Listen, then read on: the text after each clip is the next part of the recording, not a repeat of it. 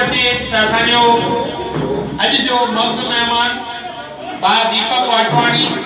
हुई क्रिया जो सर्वे सर्वा सिंधी ॿारनि में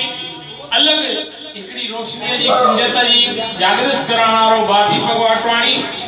मां चाहींदुमि 2 मिंट अचनि हुन जे लाइ ज़ोरदार तालियूं बशर्त तव्हां बि आया आहियो अमां घर ते हमेशह निभाईंदा आहिनि भाई जेकॾहिं तव्हां ॾिसंदव हिकिड़ो हिन दफ़े कहिड़ो इहो भॼन ॻाईंदो आहे असांजो ॿार विजय लालवाणी विजय सिक थी लॻे कुदरत ईअं थियो जो असांजे ट्रैफिक जी हेराफेरी हुतो सुठो थी वियो कंहिंजो हिकु फोटो ॿिए ते लॻी वियो त मूंखे मथे वञिणो पियो उहो फोटो लाहाजा ठाहिण जे लाइ पर मां महीने खां पोइ मूंखे जॾहिं उहा मूवी मिली उहा मूवीअ ते मां ॾिठी सॼी असांजे दीपक वाटवाणी ऐं उन्हनि जी टीम सॼे हिन गाने में सिक थी लॻे माता रुक्मणी देवी तुंहिंजी सिक थी लॻे सॼे भॼन में जेका मौज कई मुंहिंजी गैर हाज़िरी असांजे भाउ दीपक वाटवाणीअ सॼी पंहिंजी मंडली पंहिंजी टीम सां पंहिंजे कलाकारनि भरिसां लख धन्यवाद मां करणु चाहींदुमि मां फोन ते बि चयोमांनि भाई तव्हांजा लख धन्यवाद हिकु दीपक फोटो मथे हो त ॿिए दीपक निभायो हुनजे लाइ धन्यवाद रोहिड़ा परिवार सां मुंहिंजो नातो झूनो आहे जेके असांजे ग्रुप जूं ॻाल्हियूं हलनि थियूं ॻाइण वञण जी इहा प्रथा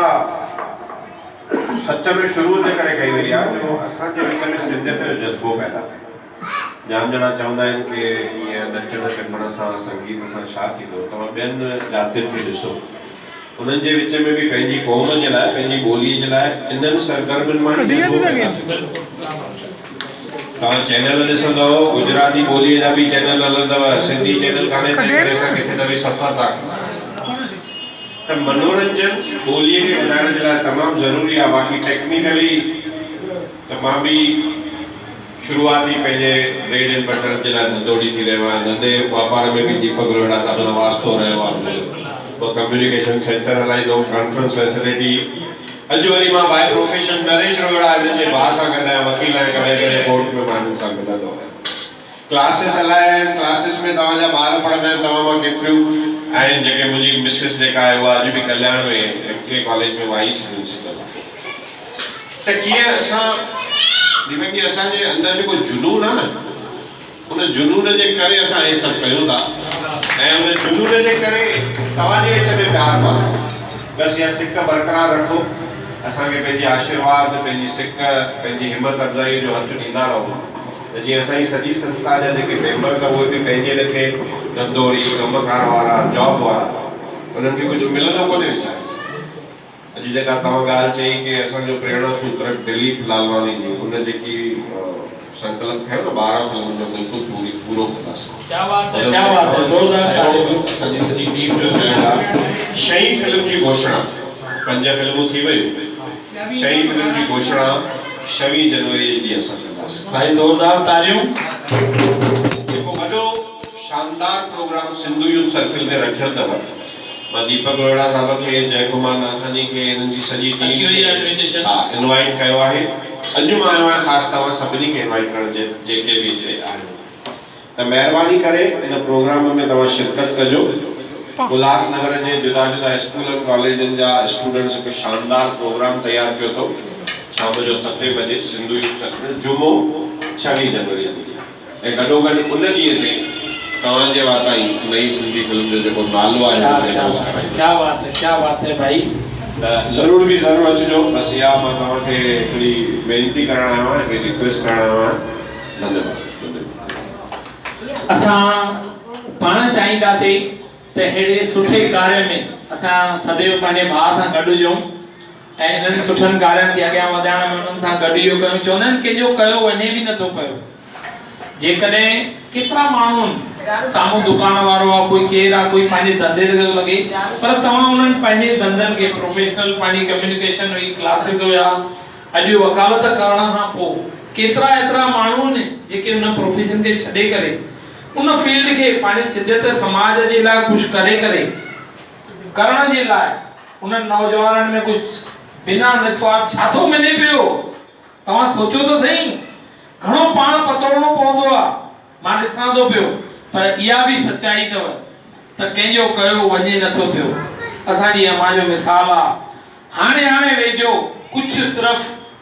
2 सालनि खां मां ॾिसां थो असांजे पाड़े में केतिरियूं माताऊं केतिरियूं भेनर रहनि थियूं हेॾो 4-5 फुट जो केक ठाराए करे पोइ 2 जनवरी लाल लोईअ ते सभई माताऊं भेनर नंढी वॾी उमिरि जूं एॾा बुज़ुर्ग अॻे साल असांजे भाउ दीपक वाटवाणी बि राति जो 12 बजे सॼी टीम सां गॾु मुंहिंजी घरवारीअ जो जन्मदिन मनायो हुयो असांखे दीपक रोड़ा में पार्टी ॾिनी भाई चवां थो न सॼी उन्हनि मनायो हिन साल बि ॿिया उहे सभु ॼणा गॾिजी करे चवण था अचनि पिया भाभी अॼु असां भाभीअ जो जन्मदिन मनाईंदासीं त जेकॾहिं केमल लॻे तो वो ढोल डमाका खणी करे पंहिंजो शरीर वीचारी वो खणी करे उन खां पोइ दर ते मां हिकिड़ो भॼन आहे न ढोल वॼाया वे यार आशिक़ कीअं सॾायां त उहो बि बाबा भोलेनाथ जो आशिक़ सॾाइण जे लाइ गुरु बाबे जो आशिक़ सॾाइण लाइ महीने जा 20 ॾींहं 25 ॾींहं जंहिंमहिल स्पीकरनि जा थेला ढोए ऐं ढोलक खणी करे वञे थी त हिते जो हिते ई अॼु कलयुग में कलयुगी अवतार जेकॾहिं चयो वियो आहे उनखे रिटर्न असांखे मिले बि थो पियो संसार में उनजे लाइ त मां बि चाहींदुमि अहिड़ा भाउर जेके सिंधियत समाज लाइ कनि था एतिरो त घटि में घटि असां उन्हनि जे लाइ कयूं त इन्हनि फिल्मुनि खे अॻियां वधाइण जे लाइ इन्हनि फिल्मुनि खे ॿियनि ताईं पहुचाइण जे लाइ ॿियनि खे बि उकसायूं ऐं चऊं त अचो त गॾिजी करे सिंधियत जी इहा फिल्म ॾिसूं सिंधियुनि जे इन्हनि फिल्म खे साथ ॾियूं तॾहिं असांजो इहा सच्चाई अथव चैनल सभु आहिनि गुजराती 4-4 6-6 मराठी 10-12 चैनल सभु चैनल तव्हांखे मिलंदा पर सिंधियुनि जो हिकु चैनल कान्हे ऐं घणेई कोशिशुनि खां असांजी आशा जान शंकर लालवाणी साहब मां बि दिल्लीअ जी हुन मीटिंग में उन्हनि सां हुते गॾु हुयुसि राम जेठमलानी साहिब हुया दूरदर्शन चैनल वारनि पुछो भई छा तव्हां वटि एतिरो